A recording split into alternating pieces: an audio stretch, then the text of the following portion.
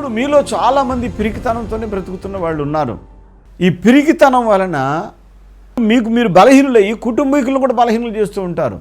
కొంతమంది పురుషులు చూడండి, ఇంట్లో పండుకొని నిద్రపోరు, సరిగా అన్నం తినరు, కుదురుగా ఉండలేరు, ఓకే ఆలోచిస్తూ ఉంటారు.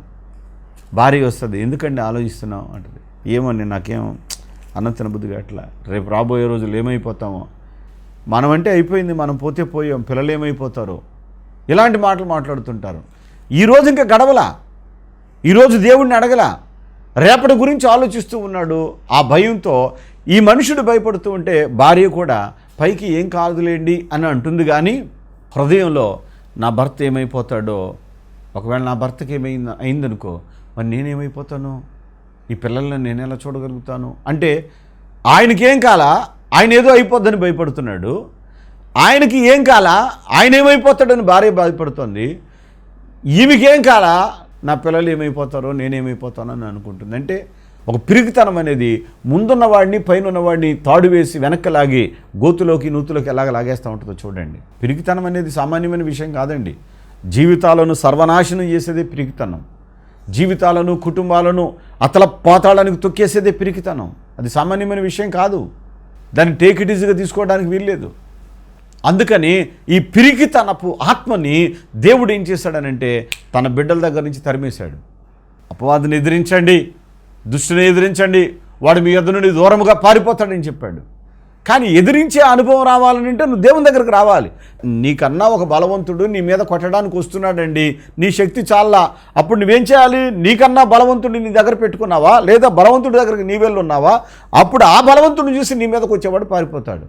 అందుకని ఇక్కడ కూడా నేర్చుకోవాల్సింది ఏంటంటే, కీర్తనకారుడు అంటాడు కదా, సర్వోన్నతుని నీడను నివసిస్తే సర్వశక్తుని నీడన విశ్రమిస్తాం, అంటే విశ్రాంతిగా బ్రతుకుతాం. పరిశుద్ధాత్మ అభిషేక అంజూర పండుగ జరుగు స్థలముల వివరములు.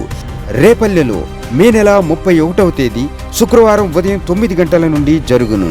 స్థలం మత్స్యకార భవన్, బస్టాండ్ దగ్గర, రేపల్లె, బాపట్ల జిల్లా.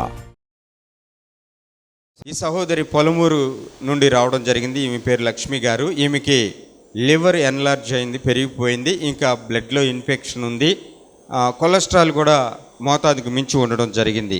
ఈ పరిస్థితుల్లో వైద్యులేమో 2 యూనిట్ల వరకు బ్లడ్ నీకు వెక్కించాల్సి ఉంటుంది అని చెప్పేసి చెప్పడం జరిగింది.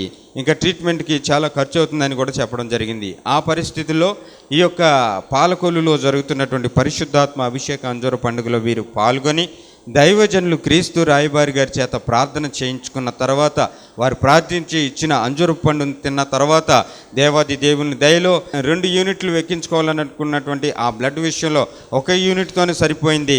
ఈమెకున్నటువంటి ఆ లివర్ వాపు ఏదైతే ఉందో అది తగ్గిపోయి నార్మల్ స్టేజ్కి వచ్చేసింది. ఇప్పుడు కొలెస్ట్రాల్ కూడా తగ్గిపోయి నార్మల్ స్టేజ్కి వచ్చేసింది.